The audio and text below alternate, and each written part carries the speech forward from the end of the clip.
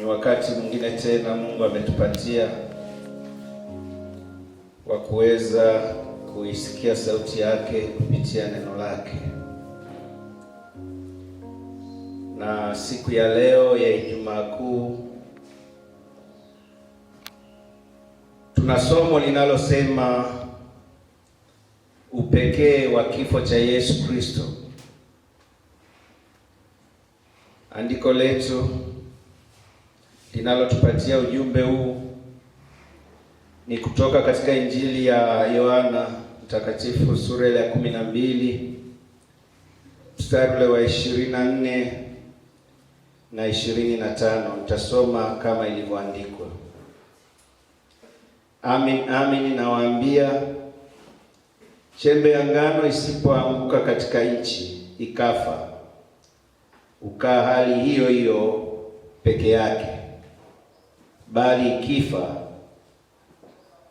hutoa mazao mengi.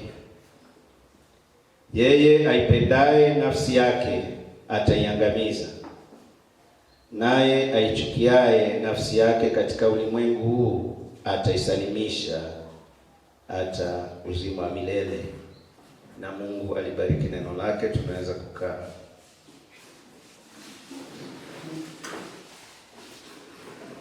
Upekee wa kifo cha Yesu Kristo.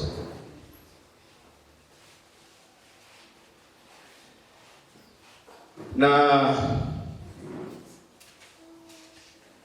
kabla ya Yesu Kristo kuzungumza au kutaja vifungu hivi vya maandiko ambavyo tumevisoma,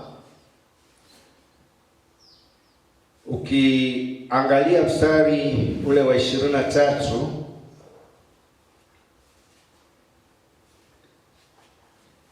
tunasoma hivi: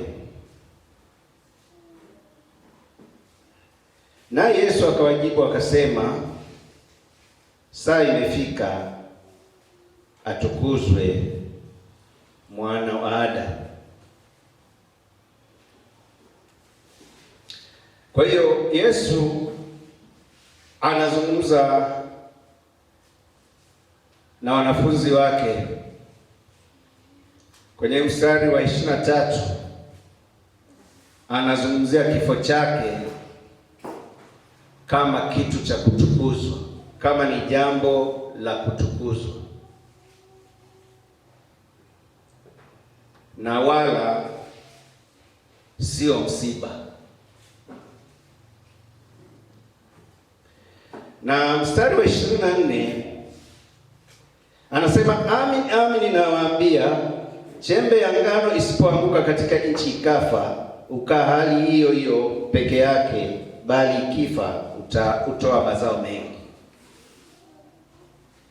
Katika mstari wa 24 anawaambia wanafunzi wake kwamba njia iletayo matunda ni kupitia mateso na kifo chake,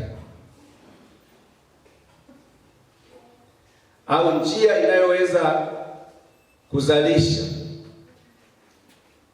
na kuleta ongezeko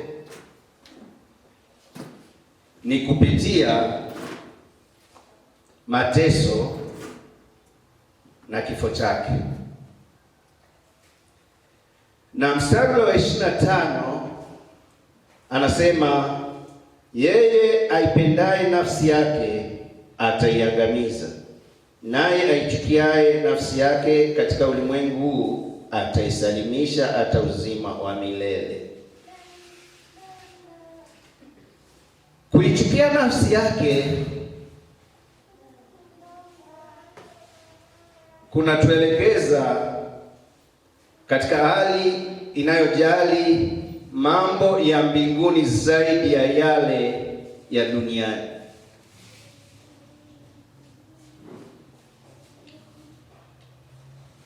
Baada ya uasi wa Edeni, nafsi za wanadamu ziliweza kuharibiwa. na kwa sababu ya ule uharibifu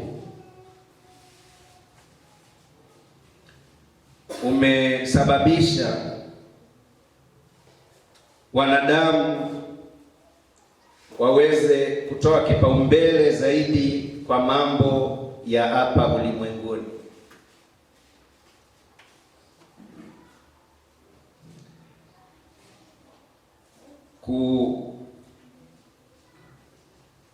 Kujali mambo ya hapa duniani kuliko kujali zaidi mambo ya mbinguni. Na mafundisho ya Yesu kwenye mstari huu yanaonyesha tofauti ya wale walioamua kuwa Wakristo, walioamua kuwa wafuasi wa Kristo. Wao mara zote hutoa umuhimu kidogo kwa malengo na njia za hapa duniani au ulimwenguni, na kutanguliza kwanza mambo ya mbinguni au ufalme wa Mungu.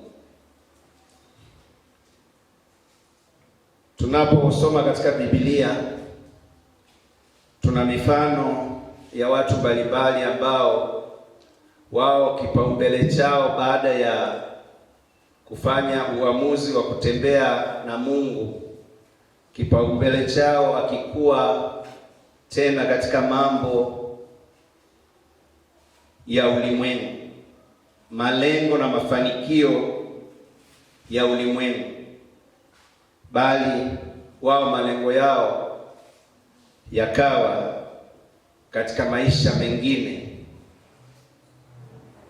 baada ya maisha ya hapa ulimwenguni. Mmoja wapo ni Musa. Kwenye Waebrania 11:24 maandiko yanasema Musa alipokuwa mtu mzima alikataa kuitwa mwana wa binti Farao. Aliona ni afadhali apate mateso pamoja na watu wa Mungu kuliko kujifurahisha kwa kitambo na anasa za muda katika nchi ya Misri. Lakini pia Yusufu tunaona ni mmoja kati ya watu waliopata mateso makali hapa duniani hadi kuweza kufikia ndoto zake ambazo Mungu alikuwa amemkusudia na kuweza kuyafanya mapenzi ya Mungu. Lakini tunaona pia hata Ayubu, japo Mungu alikuwa amembariki na watoto, alikuwa amembariki na mali, lakini macho yake hayakuweza kushikwa na hizo mali, hayakuweza kushikwa na watoto waliokuwa nao na chochote alichokuwa nacho, bali aliweza kutanguliza maisha ya baadaye, na kipaumbele chake kikuwa katika maisha haya. Hata pale aliposhambuliwa na adui afya yake, anasema huu mwili uliopigwa ni mwili tu wa anguko, ni mwili ambao hautaurithi ufalme wa Mungu, utarudi tu udongoni. Na anasema hata baada ya mwili wangu kuharibiwa hivi, nitamwona Bwana pasipo mwili huu. Inaonyesha jinsi ambavyo Ayubu alikuwa ametoa kipaumbele au alikuwa ameweka umuhimu zaidi katika maisha yajayo. Yalikuwa ni katika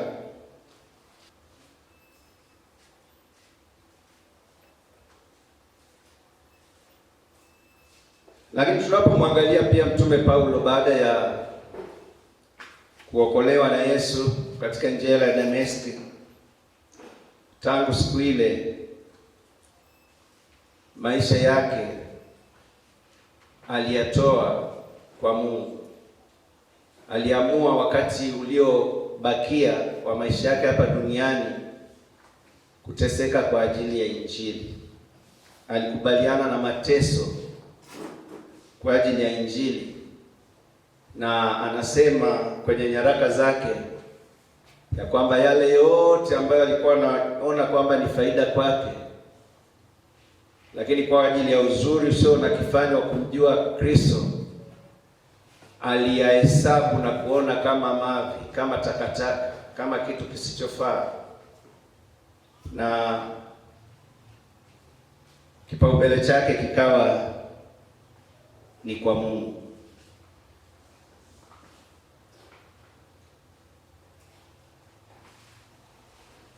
Lakini pia kabla ya Yesu Kristo kupata mateso ya msalaba na hata kuuawa,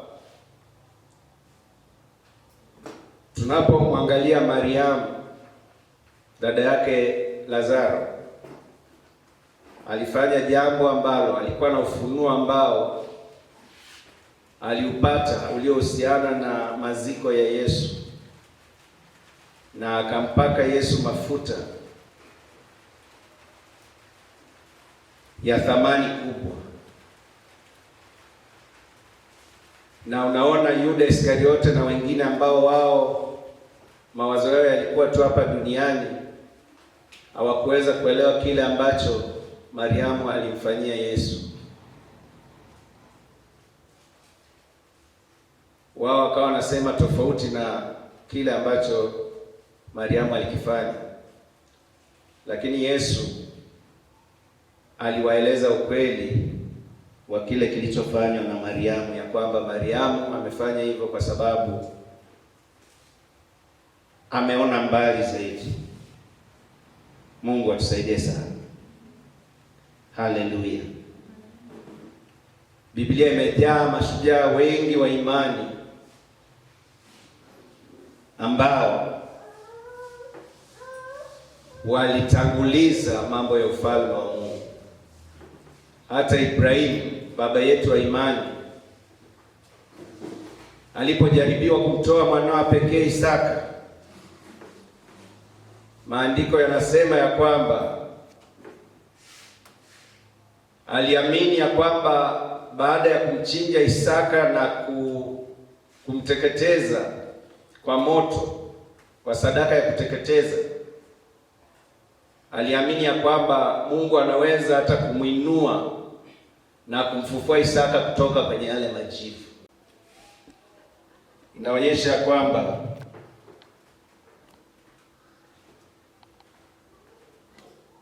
kuna watu wengi ambao kipaumbele chao akikuwa katika mambo ya hapa duniani. Waliwaza zaidi na kutafakari maisha yajao, kwa sababu walijua ya kwamba hapa duniani hatuna mji hudumuo, bali tutautafuta mji hudumuo ambao misingi yake haikuwekwa na wanadamu. Walifahamu ya kwamba hapa duniani tunapita. Jina la Bwana libarikiwe. Haleluya. Tunapozungumzia upekee wa kifo cha Yesu Kristo,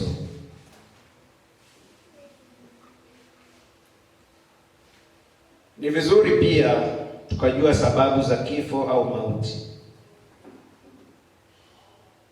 Tunapozungumzia kifo kinatajwa sana. Leo dunia nzima inakumbuka habari za kifo cha Yesu pale msalabani, au mauti ya Yesu pale msalabani. Na Sababu ya kifo, tunapoangalia Biblia tunaona ni matokeo ya uasi au anguko la Edeni. Kwenye ile Mwanzo 2:15 mpaka 17 tunaona baada ya Mungu kuwaweka Adamu na Hawa katika bustani nzuri ya Edeni, mahali ambapo palikuwa na kila kitu, mahali penye utoshelevu wote, aliwapa maagizo ya jinsi ya kuishi katika hiyo bustani. Mwanzo 2:15-17 tunasoma hivi: Bwana Mungu akamtwaa huyo mtu akamweka katika bustani ya Edeni ailime na kuitunza. Bwana Mungu akamwagiza mtu akisema, matunda ya kila mti wa bustani waweza kula, walakini matunda ya mti wa ujuzi wa mema na mabaya usile, kwa maana siku utakapokula matunda ya mti huo utakufa hakika. Kwa hiyo unaona kifo kinatajwa kabla ya kutokea, kinatajwa na Mungu. Na wakati Adam na Hawa wanaambiwa kuhusu kifo au mauti, hata hawakujua kwamba mauti ikoje, hata hawakujua uchungu na maumivu ya kifo, lakini tunaona walikuja kuelewa baada ya kuasi yale maagizo ambayo Mungu alikuwa amewapatia. Kwenye ile Mwanzo 3 mstari wa 1 mpaka ule wa 7 unaona walipodanganywa na nyoka wakala yale matunda waliokatazwa, ndipo walipokikaribisha kifo. Na ukisoma pia kwenye Warumi 6:23 kipengele A anasema, mshahara wa dhambi ni mauti, bali karama ya Mungu ni uzima wa milele katika Kristo Yesu Bwana wetu. Ukiishia tu kile kipengele A anasema mshahara wa dhambi ni mauti. Kwa hiyo tunaona Adam nao wakapokea kile walichostahili kutokana na uasi wao, kutokana na kwenda kinyume na neno la Mungu. Na tunaona pia baada ya huo uasi tunagundua ya kwamba kuna maeneo makuu ya kifo au mauti. Eneo la kwanza ni eneo la kiroho. Kwenye ile Mwanzo 3:7 maandiko yanasema baada ya kula yale matunda waliokatazwa Adam na Hawa, maandiko yanasema wakafumbuliwa macho wote wawili, wakajijua kuwa wa uchi, wakashona majani ya mtini, wakajifanyia nguo. Unaona hapo kifo cha kwanza au mauti ya kwanza ambayo Adam na Hawa waliipata ni kifo cha kiroho. Wanajiona wako uchi. Kujiona wako uchi ni kupungukiwa na utukufu ule ambao, utukufu wa Mungu ambao walikuwa nao. Mungu atusaidie sana. Haleluya. Kwa hiyo hapo pia tutajifunza ya kwamba mambo yote yawe mazuri au mabaya huanzia katika ulimwengu wa roho, kwa sababu kuna ulimwengu unaoonekana kwa macho, lakini pia kuna ulimwengu mwingine.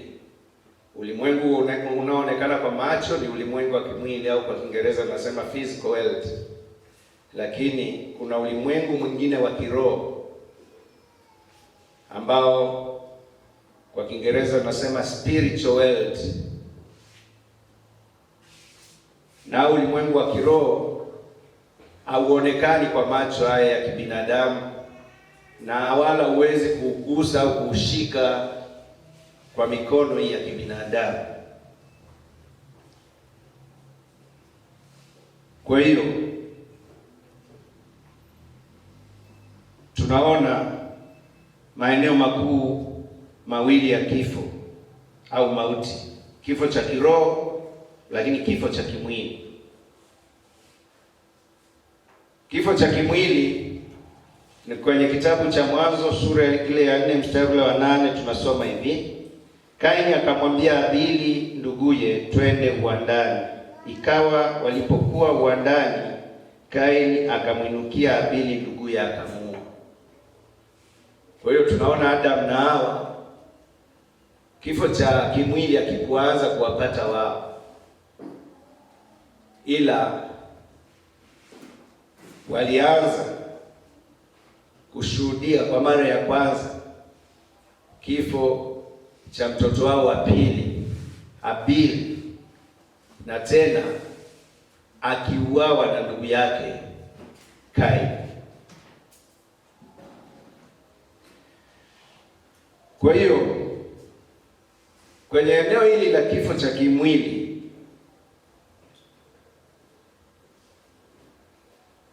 tunaona kinadhihirika, hiki kifo cha kimwili kinadhihirika katika ulimwengu wa kimwili. Kwa hiyo Adamu na Hawa waliona kabisa waziwazi kile ambacho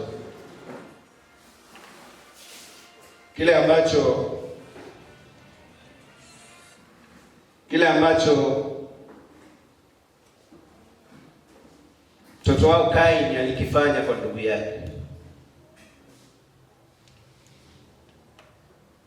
Kilidhihirika katika ulimwengu wa kimwili,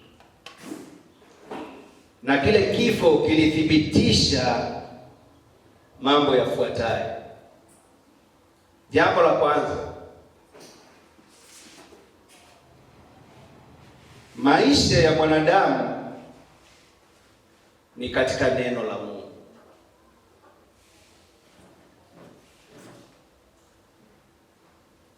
Kwenye Mathayo 4:4 Yesu Kristo alimwambia Shetani ya kwamba mtu hataishi kwa mkate tu, bali kwa kila neno litokalo katika kinywa cha Mungu.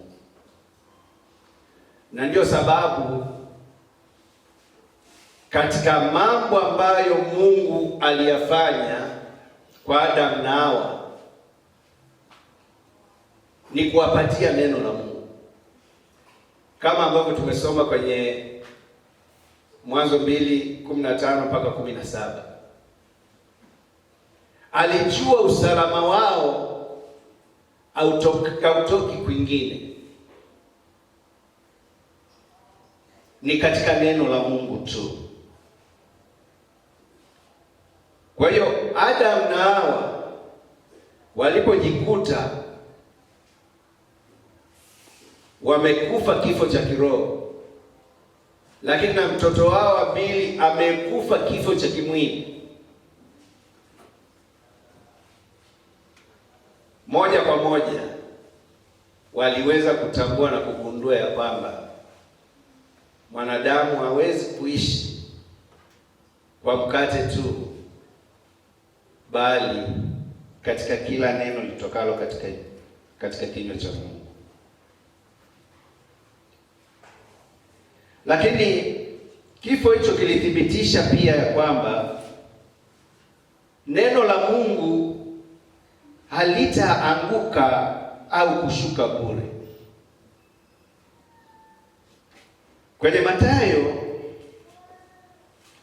sura ile ya 5 mstari ule wa 17 na 18 tunasoma hivi: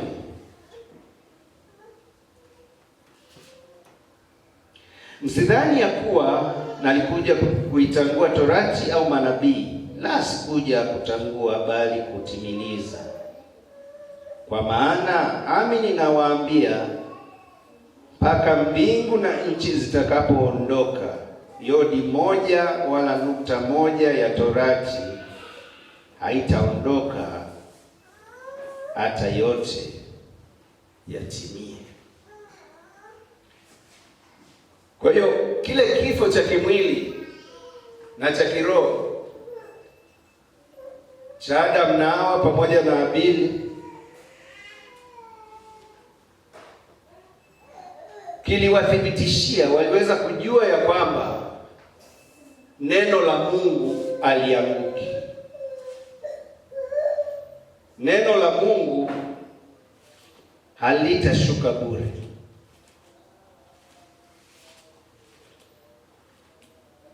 Neno la Mungu litafanikiwa na kutimiza makusudi yake.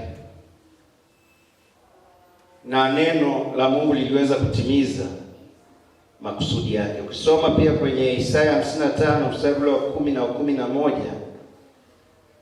tunasoma hivi: maana kama vile mvua ishukavyo na theluji kutoka mbinguni, wala hairudi huko, bali huinyweshea ardhi na kuizalisha na kuichipuza, ikampa mtu apandaye mbegu na mtu alaye chakula, ndivyo litakavyokuwa neno langu litokalo katika kinywa changu.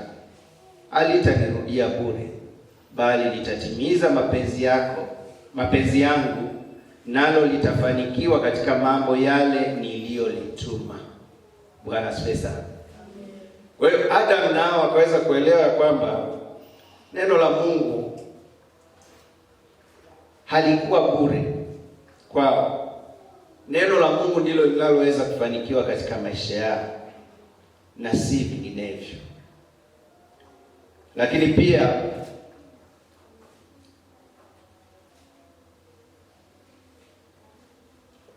jambo jingine lililothibitishwa ni kujua ya kwamba Mungu aangalii kitu kingine chochote, bali yeye analiangalia neno lake apate kulitimiza. Kisoma kwenye Yeremia 1 mstari wa 12, tunasoma hivi: ndipo Bwana akaniambia, umeona vema, kwa maana ninaliangalia neno langu ili nilitimize. Kwa hiyo baada ya kutokea ikathibitika ya kwamba Mungu aangalii, afanyi tofauti na neno lake, yeye anafanya kulingana na neno lake. Kwa hiyo yeye anaangalia neno lake ili aweze kulitimiza. Lakini kudhihirika katika ulimwengu wa mwili kulithibitisha pia uimara wa wachamungu. Na wachamungu, Biblia inawataja ya kwamba ni watu wenye busara.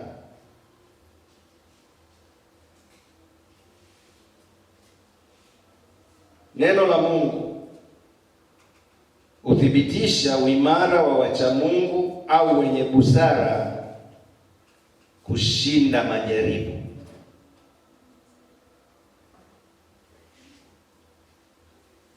Ni kwa kusikia na kutendea kazi neno la Mungu. Kwenye Mathayo 7:24-25 tunasoma hivi: basi kila asikiaye hayo maneno yangu na kuyafanya atafananishwa na mtu mwenye akili. Kwa tafsiri ya Kiswahili ni mwenye akili, lakini kwenye tafsiri ya Kiingereza ni mwenye busara, aliyejenga nyumba yake juu ya mwamba. Mvua ikanyesha, mafuriko yakaja, pepo zikavuma, zikaipiga nyumba ile isianguke, kwa maana misingi yake imewekwa juu ya mwamba. Kwa hiyo Adam nao akaweza kugundua ya kwamba uimara wao, uthabiti wao wa kushinda majaribu yale ambayo walishindwa ni katika kusikia na kutendea kazi neno la Mungu. Ndio maana hata kwenye Yakobo anasema ya kwamba hatupaswi kuwa wasikiaji tu.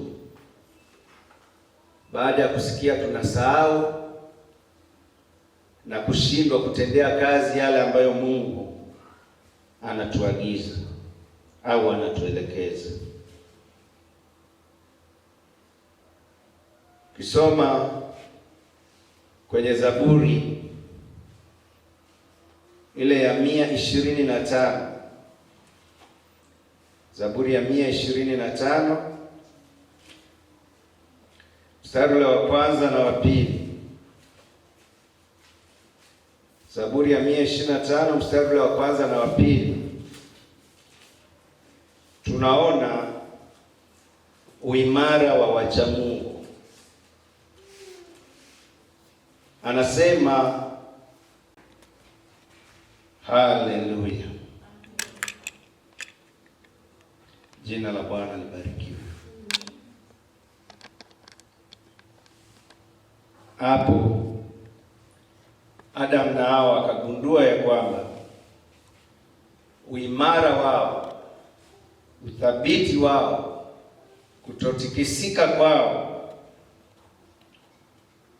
kulitegemea tu kile walichosikia ambacho ni neno la Mungu na kutendea kazi. Na udhaifu waliouonyesha ulitokana tu na kutosikia neno la Mungu na kufanya kama neno la Mungu linavyosema. Na ndio maana sasa Yesu kwenye ile Mathayo 7:26 na 27 anasema, yeyote ambaye anayasikia maneno ya Mungu na kutoyafanya atafananishwa na mtu mpumbavu aliyejenga nyumba yake juu ya mwamba. Pepo na mafuriko zilipoipiga ile nyumba ikaanguka, na anguko lake likawa ni kubwa. Kwa hiyo hicho ndicho ambacho kilithibitika baada ya kifo cha kiroho na kifo cha kimwili cha wanadamu kutokea. Na tunaona pamoja na kwamba kuna maeneo makuu mawili ya kifo, lakini pia kuna tofauti kuu mbili za vifo au mauti. Kuna tofauti kuu mbili za vifo au mauti. Bwana asifiwe sana. Na hizi tofauti tunaziona katika kipindi hiki ambacho Yesu Kristo alipata mateso, lakini pia aliweza kuuawa. Mungu atusaidie sana. Haleluya.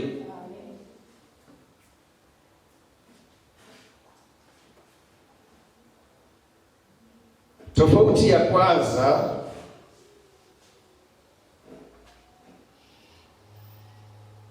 ya hivi vifo, kuna kifo au vifo ambavyo vinakuwa ni sherehe. Ni kifo kama ilivyokuwa kwa kifo cha Yesu, lakini kifo cha Yesu kilibadilika kuwa sherehe, kikawa ni sherehe badala ya kuwa msiba. Haleluya. Ndio maana kwenye ule mstari wa 23 Yesu Kristo anazungumzia ya kwamba umefika wakati wa yeye kutukuzwa. Haleluya, jina la Bwana libarikiwe.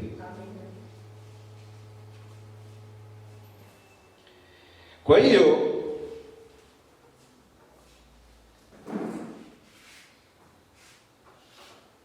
tofauti ya kwanza ya kifo ni sherehe. Ni sherehe kwa sababu ya ule ushindi unaotokana na kile kifo.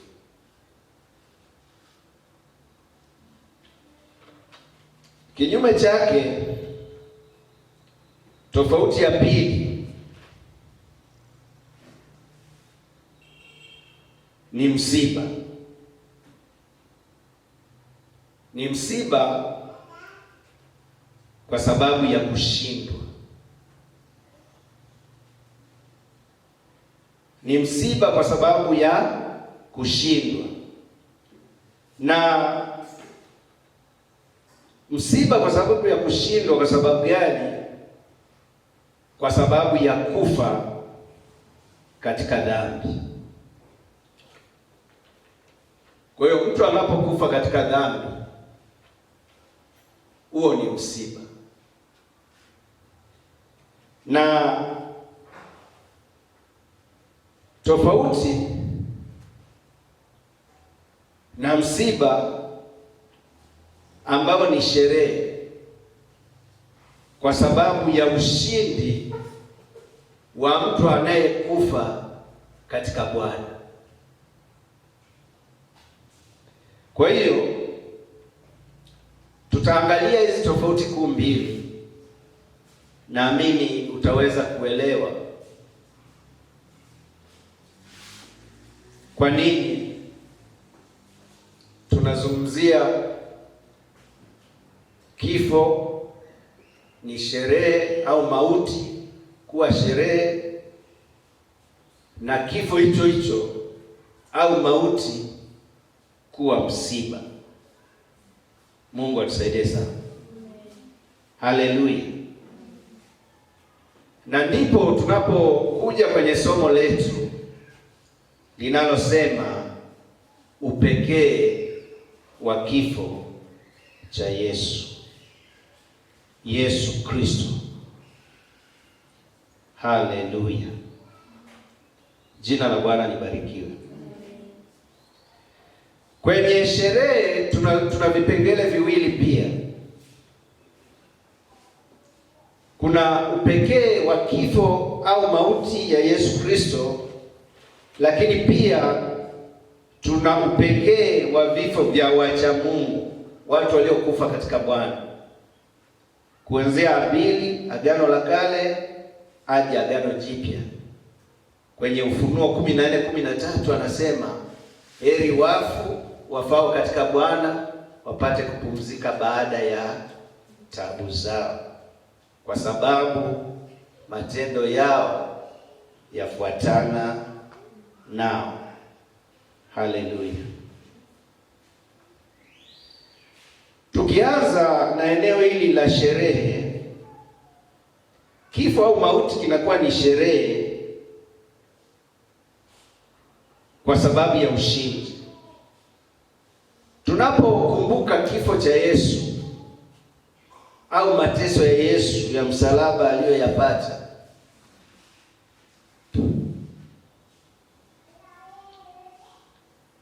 hatusikitiki tena, hatuhuzuniki tena, hatuna msiba tena, kwa sababu tayari kile kifo cha Yesu Kristo kilishatuletea ushindi miaka takriban 2000 iliyopita, na kifo cha Yesu tayari kilishakuwa na matokeo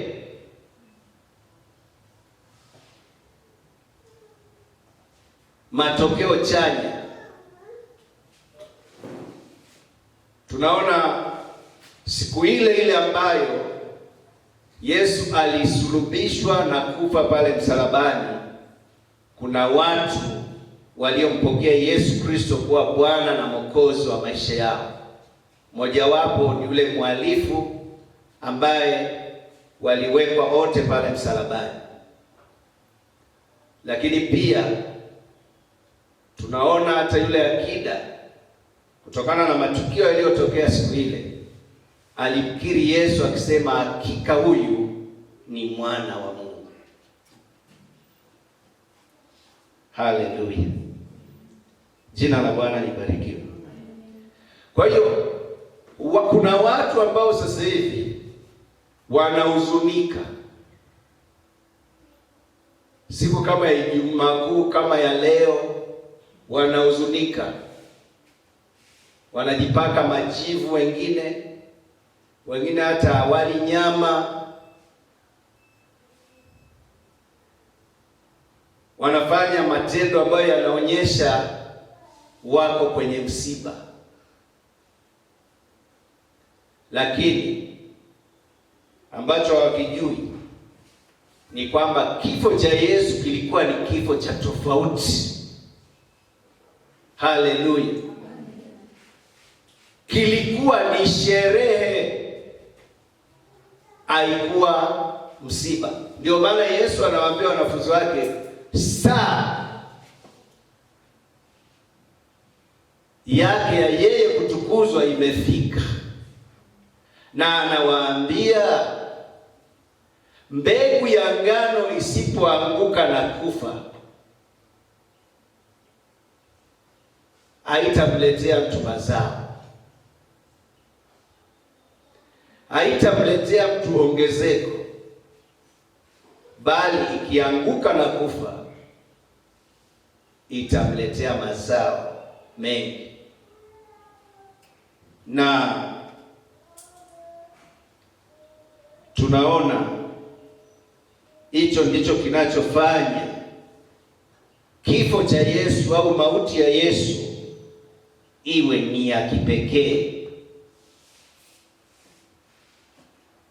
Kifo cha Yesu, mwana kondoo wa Mungu aliyechinjwa, aliyechukua dhambi za ulimwengu pale msalabani. Kwenye Ufunuo sura ile ya 5 mstari ule wa 6 tunasoma hivi: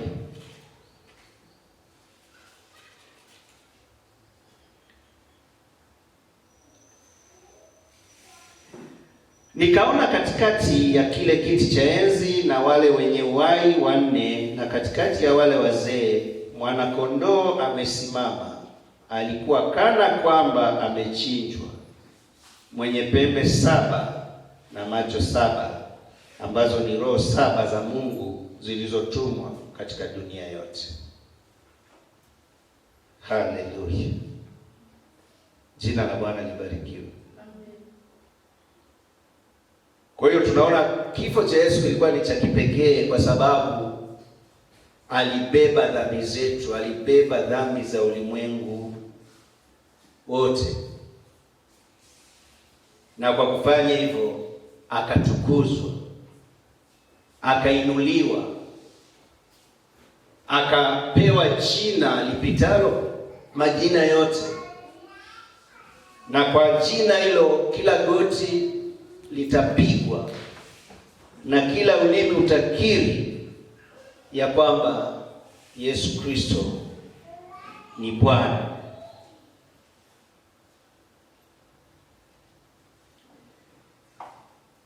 Kwa hiyo kuna mambo yanayothibitisha kwamba kifo cha Yesu kilikuwa ni cha kipekee.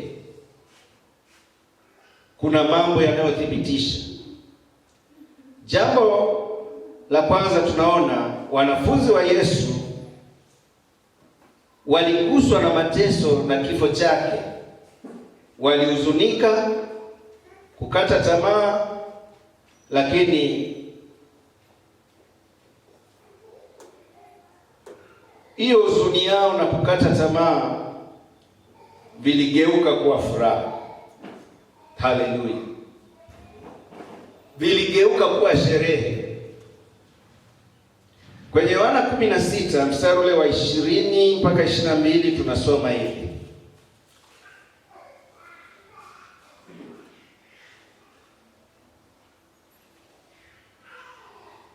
Amin, amin nawaambia, ninyi mtalia na kuomboleza, bali ulimwengu utafurahi. Ninyi mtahuzunishwa, lakini huzuni yenu itageuka kuwa furaha. Mwanamke azaapo yuna huzuni, kwa kuwa saa yake imefika, lakini akiisha kuzaa mwana haikumbuki tena ile dhiki, kwa sababu ya furaha ya kuzaliwa mtu ulimwenguni. Basi ninyi hivi sasa mna huzuni, lakini mimi nitawaona tena, na mioyo yenu itafurahi, na furaha yenu hakuna awaondoleaye. Haleluya! Jina la Bwana libarikiwe. Kwa hiyo unaona upekee wa kifo cha Yesu.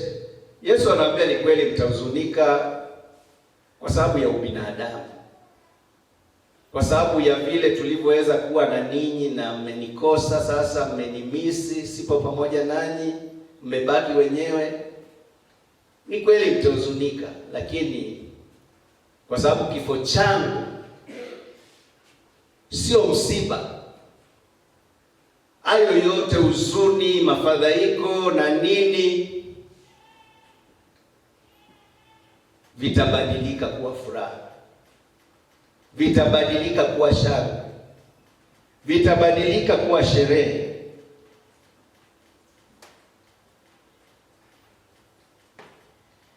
Lakini pia tunaona kifo cha Yesu ni cha upekee kwa sababu tunaendelea kukumbuka na kusherehekea kwa sababu ya ushindi ambao Yesu Kristo alikuwa ametupatia. Wakorintho wa kwanza sura ya 15 mstari wa 12 mpaka 22 tunasoma hivi: basi ikiwa Kristo anahubiriwa ya kwamba amefufuka katika wafu, mbona baadhi yenu husema kwamba hakuna kiama ya wafu? Lakini kama hakuna kiama ya wafu, Kristo naye akufufuka. Tena kama Kristo hakufufuka, basi kuhubiri kwetu ni bure na imani yenu ni bure.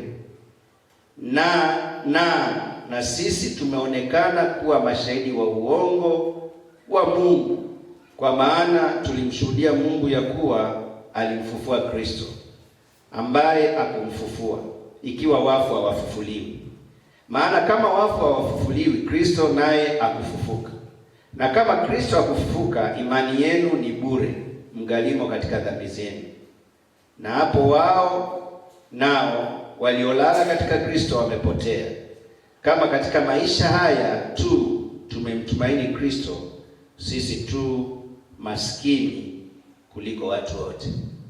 Na hapa watu huwa wanatumia haya maandiko vibaya kwa kudai kwamba imani ya Kikristo sio sahihi, kwa kudai ya kwamba Yesu hakufa wala hakufufuka. Lakini hapa Mtume Paulo alikuwa anawauliza maswali wale waliokuwa wanapinga ya kwamba Yesu hakufa pale msalabani na wala hakufufuka. Kwa hiyo alikuwa anajenga hoja na kuuliza maswali kama ambavyo tumeweza kuona, kama ambavyo tumeweza kusikia. Lakini unaona anajaribu kuelezea kama Yesu Kristo hakuwa amekufa na kufufuka, basi hata imani yetu ni bure, hakuna sababu ya kumwamini. Lakini unaona anasema ule mstari wa 20 anathibitisha sasa kile ambacho anakiamini. Anasema, lakini sasa Kristo amefufuka katika wafu, limbuko lao waliolala. Maana kwa kuwa mauti ililetwa na mtu, kadhalika na kiama ya wafu ililetwa na mtu.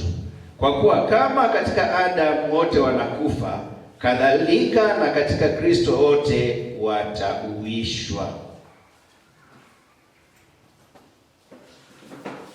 Haleluya. Lakini kila mmoja mahali pake, limbuko ni Kristo, baadaye walio wa Kristo atakapokuja. Haleluya. Haleluya. Kwa hiyo tunaendelea kusherehekea kufa na kufufuka kwa Yesu, kwa sababu Pasaka huwezi kuzungumzia tu kufa peke yake, unazungumzia na kufufuka. Haleluya. Jina la Bwana libarikiwe.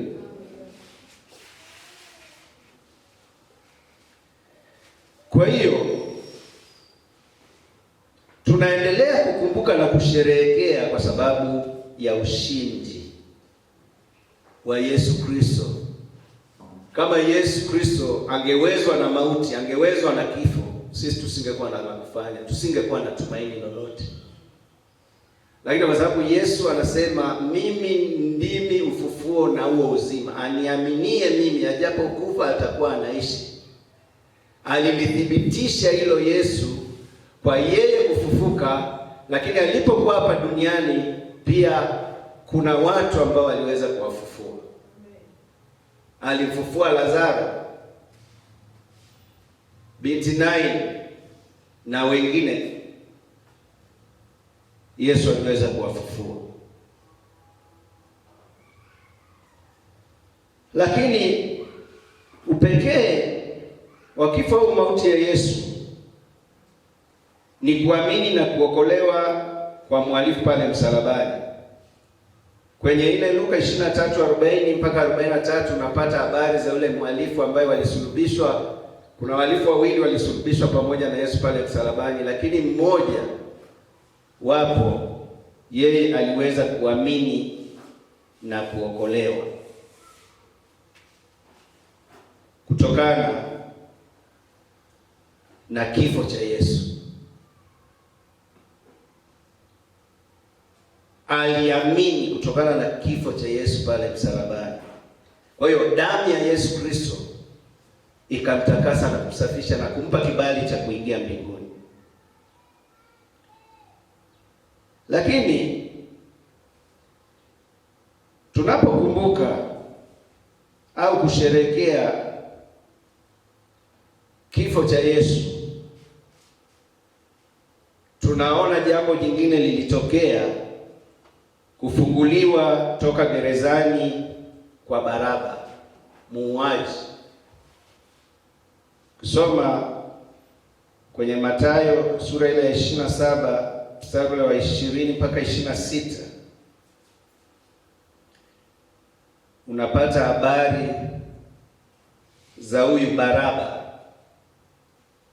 ambaye yeye alikuwa amefungwa, lakini watu wakamtaka Baraba afunguliwe badala ya Yesu. Kwa hiyo Baraba anawakilisha watu wote waliofungwa na dhambi na minyororo ya shetani, kwamba kifo cha Yesu na mateso ya Yesu Kristo pale msalabani yaliwafungua. Yalianza na Baraba kufunguliwa, lakini na watu wengine wote waliofungwa na minyororo ya shetani. Na ndio maana maandiko yanasema mwana akiwaweka huru mtakuwa huru kweli kweli. Ikashangaza Baraba kufunguliwa, hata yeye alishangaa. Na maandiko yanasema Baraba alikuwa ni mfungwa maarufu, yaani ni wale wafungwa ambao labda sasa hivi tunaweza tukasema kesi zao ni mbaya na wanawekwa, hata ulinzi wao wanalindwa kwa namna ya tofauti. Zile kesi mbaya kabisa, yaani ni watu hatari. Lakini hata yeye alishangaa kuona anafunguliwa. Watu wanasema mfungulie Baraba, lakini ni kwa sababu tu ya kifo cha Yesu, kwa sababu kilikuwa ni sherehe, haikuwa msiba. Jina la Bwana libarikiwe. Amen. Haleluya. Amen. Kwa hiyo kama ambavyo imeandikwa kwenye Isaya 61, Yesu alikuwa na upako wa kuwafungua hata waliofungwa. Sema, Roho wa Bwana yu juu yangu, kwa maana amenitia mafuta kuwafungua waliofungwa. Kwa hiyo unaona ule upako ukatenda kazi, na ikawa ni sherehe hata kwa mhalifu, kuonyesha ya kwamba hakuna mhalifu ambaye atakuwa na udhuru siku ya mwisho. Hakuna mhalifu ambaye atakuwa na utetezi au kujitetea, kwa sababu tunaona hata Baraba aliweza kufunguliwa. Maandiko yanasema, njoni tusemezane, dhambi zenu zijapokuwa nyekundu zitakuwa nyeupe kama theluji. Kwa hiyo hayo ndiyo yanayoonyesha upekee wa kifo cha Yesu. Lakini ukisoma kwenye Mathayo 27:54 unapata habari za akida. Akida ni askari ambaye alisimamia kile kikosi cha askari wa Kirumi waliomsulubisha, waliokuwa na hiyo, waliopewa hiyo kazi ya kuhakikisha Yesu anapata mateso na kusulubishwa na kuuawa. Lakini kulingana na mambo yaliyotokea, tunaona akida naye akamkiri Yesu. Kwenye Mathayo 27 mstari ule wa 54 tunasoma hivi: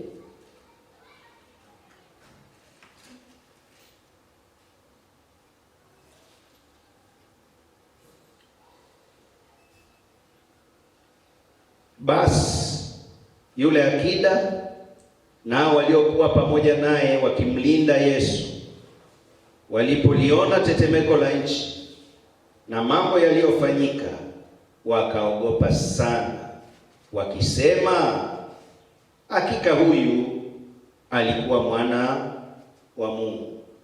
Wewe unaona akida pamoja na wengine waliokuwa pale walipoona lile tetemeko, zile ishara zilizoonyesha kwamba kifo cha Yesu ni cha tofauti, maandiko yanasema waliweza kukiri ya kwamba Yesu ni mwana wa Mungu. Na ukisoma kwenye Warumi sura ile ya 10 mstari wa 10 anasema, kwa maana kwa moyo mtu huamini na kwa kinywa ukiri hata kupata wokovu. Kwa hiyo tunaona huyu akida na wenzake kwanza waliamini, tofauti na kwanza,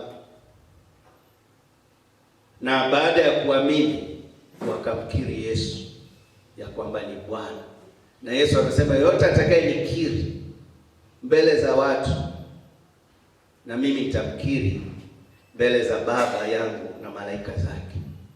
Kwa hiyo ina maana yule akida na watu wengine waliokuwa pale waliamini, wakamkubali Yesu kwamba ni Bwana